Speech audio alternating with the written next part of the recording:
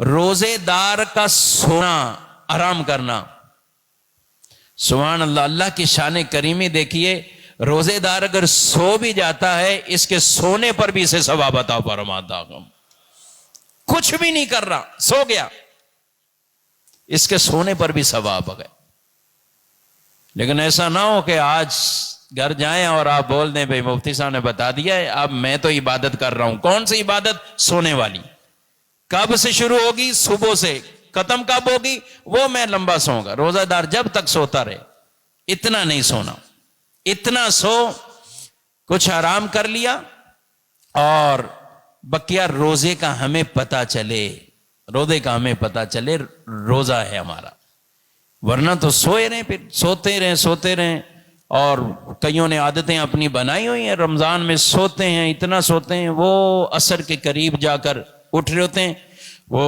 زہر پڑھیں گے، اچھا بھائی زہر کی نماز ہو گئی، تھوڑی دیر بعد عصر کی، عصر پڑھ لی، پھر جلدی جلدی تیاری، افطاری کی تیاری، بھائی روزہ رکھا سارا دن، اب وہ افطاری کریں گے،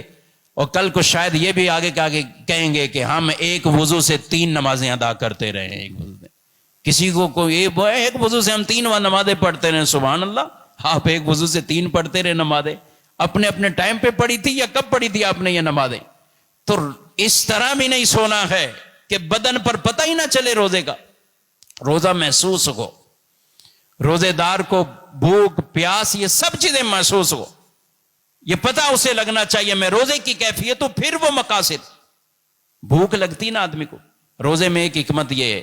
کہ جب بھوک لگتی ہے، آدمی مالدار بھی ہے، پیسہ بھی ہے، سب چیزیں، بھوک لگی ہوئی ہے، تو اس کے دل میں اللہ تعالیٰ کی طرف سے یہ ایک احساس پیدا کرنے کے لیے یہ روزہ ہے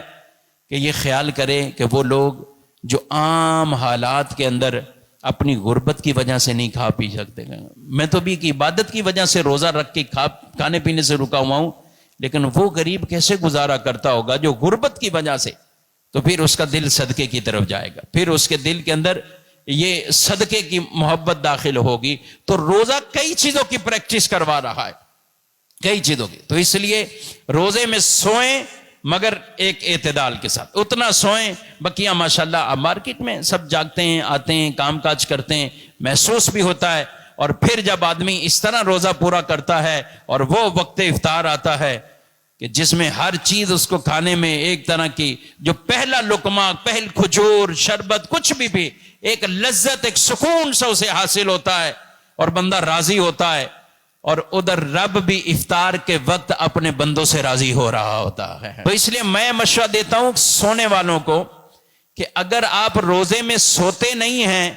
تو پھر اگر الٹے سیدھے کام کرنے تو پھر سو جائیں، پھر بھلے پورا ٹائم آپ سوتے رہیں، بس نماز اپنے ٹائم پہ پڑھ لیں، اس کے بعد پھر سو جائیں۔ اگر کسی نے ایسے ہی الٹے سیدھے کاموں میں مشغول ہونا ہے تو روزے دار اگر سو بھی جائے، رب اسے یہ عبادت کا اجر دے، ثواب دے۔ اور وہ لوگ جو روزے کی حالت میں اگر الٹے سیدھے کام کریں، گناہوں میں پڑیں، اپنی آنکھوں کو نہ بچا سکیں، اپنے کانوں کو گانے باجے پتہ نہیں کیا ہے سننے سے نہ بچا سکیں، تو میرے بھائی پھر تو صرف آپ نے روزہ یہی روزہ رکھا ہے کہ میں کھا پی نہیں رہا ہوں، باقی سارے کام آپ کے چل لگے گئے۔ حدیث پاک میں ارشاد فرمایا جو آدمی روزہ رکھے، غلط بات نہ چھوڑے، جھوٹ نہ چھوڑے، وہ اس طرح کے کام ہی نہ چھوڑے، نبی پاک علیہ السلام نے فرمایا اللہ کو کوئی حاجت نہیں اس بندے کے بھوکے رہنے کی، اس کے پیاسے رہنے کی اللہ کو کوئی حاجت نہیں۔ تو روزے میں جو پریکٹس ہمیں کروائی گی میرے بھائیوں، وہ اس کا ہمیں خیال کرنا ہے اور اس انداز سے اپنے روزے کو پورا کرنا ہے۔